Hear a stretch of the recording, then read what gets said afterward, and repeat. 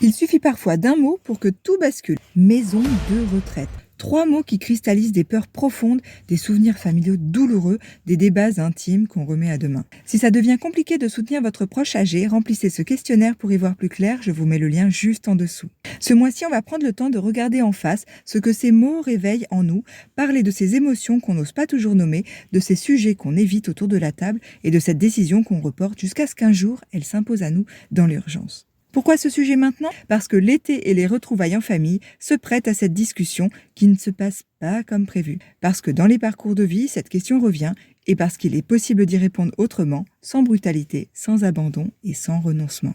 Mon angle? Une autre voie est possible. Vieillir à la maison, c'est un vrai projet de vie. Mais ce projet doit être préparé, aménagé et pensé. Sinon, la maison devient un piège au lieu d'être un refuge.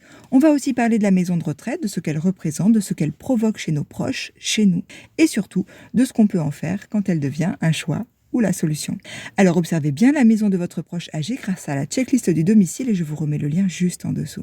Ce mois sera engagé, sensible et documenté.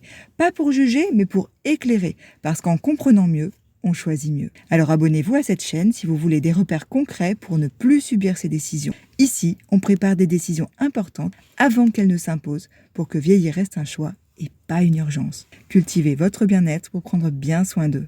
Famille sage, à nos familles.